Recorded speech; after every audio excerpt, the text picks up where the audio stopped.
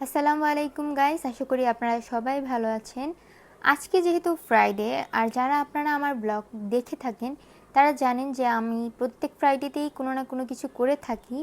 তো এইবার ফ্রাইডেতে আমি কোনো কাজই করিনি, বাট প্ল্যান ছিল একটু বাইরে যাব, যার কারণে সকালে একটু দেরিতে ঘুম থেকে উঠি যেহেতু কোনো কাজ নেই। এরপরে দেখি এদিকে রান্নাবান্না সব শেষ। আম্মু হচ্ছে খিচুড়ি রান্না করেছে, এদিকে মুরগির মাংস রান্না করেছে এবং বাবা হচ্ছে ভাত দিয়ে শাক খাবে, তার জন্য শাক। আর আমি গোসল টোসল করিনি, বিকেল টাইমে প্রায় 3:30টার দিক থেকে আমি সব গুছিয়ে নিই। এই হচ্ছে আমার আউটফিট। আর হালকা একটু মেকআপ করবো যেহেতু ছবি তুলবো অনেক দিন পরে। তো সেহেতু সব জিনিসগুলো আপনাদেরকে সুন্দর করে দেখিয়ে দিচ্ছি যে আমি কি করি। এরপরে প্রায় 1 ঘন্টার মতো রেডি হওয়ার পরে 1 ঘন্টা বসে রেডি হয়েছি। তারপরে বাসা থেকে নেমে যাই। আজকে একটু দিন থাকতে থাকতে যাব, যেহেতু ওয়েদারটা অনেক সুন্দর। বাবা হচ্ছে বাসা থেকে গাড়িটাকে নামিয়ে নেয়, এখানেই আমাদের প্রায় 30 মিনিট চলে যায়। পরে আর কি আমরা চৌমাথায় চলে আসি। দেখতে পাচ্ছেন যে চৌমাথার ওয়েদারটা এবং সিনারিটা এত সুন্দর লাগছিল, যেহেতু পুরো পরিষ্কার ছিল, একদম নিট অ্যান্ড ক্লিন।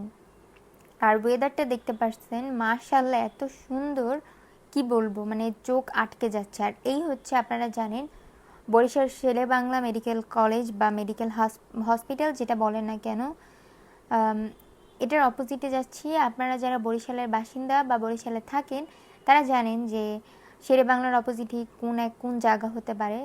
আসলে এত ভেবে তো লাভ নেই, আমি আপনাদেরকে বলে দিচ্ছি। এটা হচ্ছে আমরা যাচ্ছি এখন 30 গোডাউনের রাস্তায়।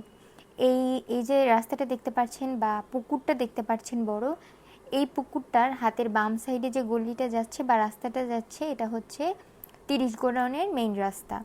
এই যে এইটা, এই যে এখন যেটা দেখাবো এটা। বাট আমরা 30 গোডাউন যাইনি, আমরা এসেছি সেলফি রোডে।